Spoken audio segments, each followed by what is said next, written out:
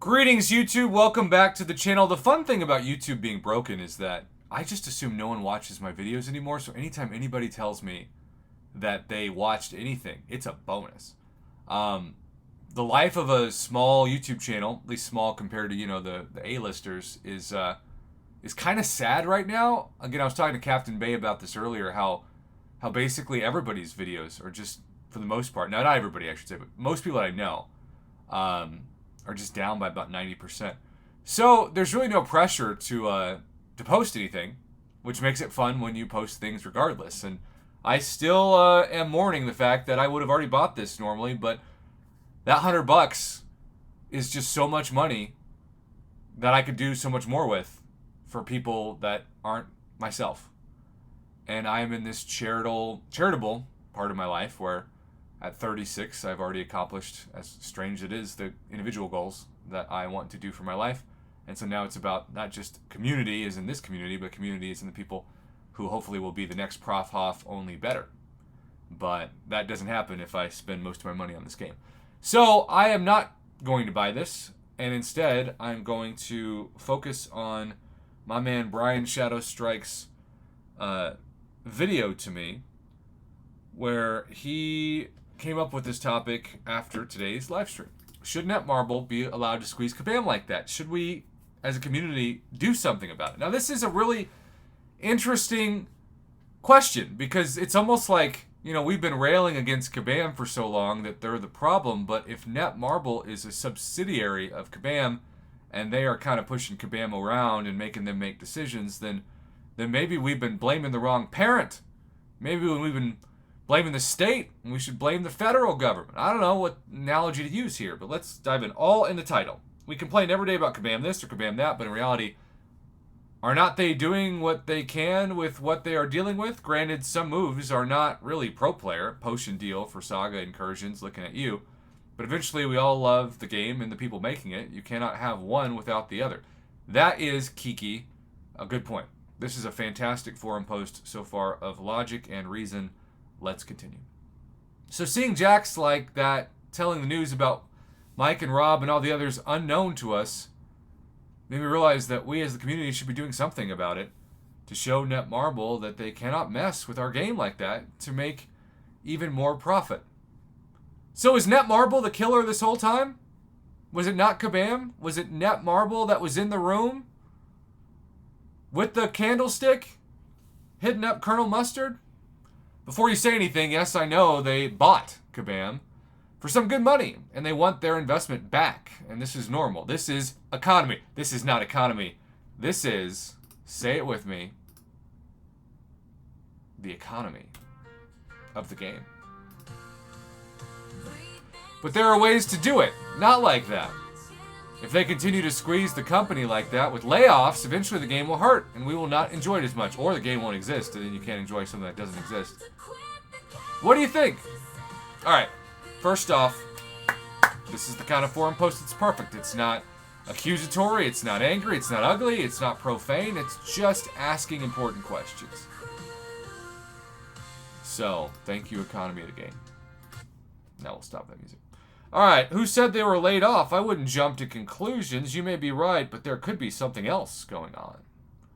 It's just the vibe being put out from the employees, combined with the way Mike was speaking about the future. It makes it seem very sudden and very whiplashing to people over at Kabam and to the MCC community. Only fix available is to make free-to-play watch ads. Oh, no.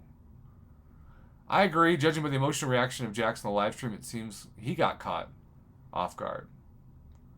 Well, it's no secret that mobile games have been in a downturn. Their heyday was during COVID, Joker 1976 says. But now there is inflation and loss of interest. It's also no secret that to purchase something worthwhile in a mobile video game costs quite a few dollars. The fact that even a premium value bundle loses value rather quickly makes one think twice. Let's see, it's taking the fam out to the movies with all the fixings, or this bundle that will not give me close to the same enjoyment. Sorry, just being honest, but I guess you could guess what my choice is going to be. You have funds to acquire Netmarble? I literally just searched Kabam layoffs on Twitter X, and this popped up. It's a list of gaming companies who let people go in 2024 so far. Yeah, it's everybody, it feels like. It's all free-to-play players' fault. The ones that come in here complaining about Battlegrounds matchmaking and so on, wearing the free-to-play cape so proudly. Bring popcorn says. So he blames free-to-play players. This is where it starts to get a little toxic. Now, that is a different topic for a different video. But that is an interesting take that I'm not going to spend 5 minutes, fleshing out in this video. We're already on a different topic. The bundle, because you get robbed far less than going out to the movies. Oh, ouch. True story, went to movies during Memorial Weekend. It was dead. I actually laughed out loud at this point. Kudos. Let's boycott as a community. Sure, it's going to be great for budget cuts. Stuff you may not be aware of in the real world. Clobbering Time says. Kabam has 3 games. They had a 4th on the way, King Arthur Legends Rise, but it looks like Netmarble has assumed that branding, that is a thing, is that Kabam developed it, but now it's seemingly out of their portfolio. That's not great. Of the 3 remaining Kabam branded games, only 1 has a dedicated user forum and relatively robust social community platform, and that was largely grandfathered in. Every chief of bean counting worth their salt will ask, does this function add to our profitability or our overhead? The best part is bean counters are not overhead. This is also where we give Jax all the credit in the world for not immediately saying, F this, I'm not doing 3 jobs in 1 salary. Amen to that. I believe for a while Netmarble would be better off selling Kabam at some point, in that on paper MCOC grosses are still noteworthy, but no one's buying Kabam without it. When you're cutting cost, absconding with its 1 new offering and no longer posting non-MCOC job openings, the next few months will be very interesting. Which is to say, not fun for Jax or whoever sticks around, but fascinating to see where Kabam ends up. So, other than a couple of people attacking free-to-play players, which I do get that if you're a free-to-play player and then you complain that your life is terrible, that's like complaining about service when you're just drinking water and eating free bread. Like, yeah, you can be a jerk to the waiter, but look in the mirror. What are you providing this place? That's not to say free-to-play players don't have value. They definitely do. But if you're going to complain about the value of the game that you're not spending money on, yes, time is value, and yes, Kabam Jax says your time is not valuable anymore, and I hope he regrets that comment. But it just makes it look like spoiled kids who throw tantrums when they don't get their way. And nobody wants to see that. Not 6-year-olds, not 60-year-olds.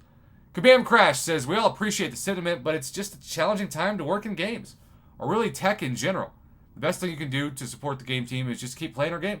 Even when we make mistakes, the more players we have, the more we get to build to try to make them happy. And look, honestly, I'm not going to spend $100 in early access bundle anymore because my YouTube channel just can't justify it. I'm not making the money and the revenue on it that basically makes me play the game for free as a whale.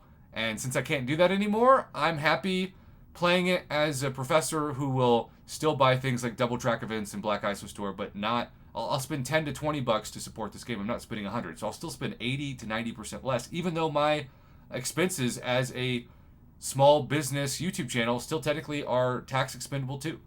But even that advantage is not enough for me to spend thousands anymore. Maybe not even on any July 4th offers. We'll see. We'll have to decide that as a community. But for now, it's all about Netmarble, and they're looking at this as a corporation. And this game started out as almost like a mom and pop small town feel, and now this feels like it's turning into just a subsidiary of another game. And you have all these really annoying, you see this on TV shows all the time, but you have consultants that come in and they say, I know what'll fix this game. You need to double the amount of offers and cut out XYZ, and they look at it like they're looking at any other game. But MCOC is not just any other game, but if you run it like any other game, you're killing what made it special. And that's my takeaway. What do you think, YouTube? Let's make this video maybe have more than 100 views. Maybe not. I don't know. I feel like I'm making as good a content as I've ever made, and it can't find many people. So for those of you who found this video, thank you for still supporting my channel, and everybody else in this community. Even if you don't support my channel, thank you for supporting those of you that you do want to support, because that's as important to me as supporting my channel, to be honest. Have a good one.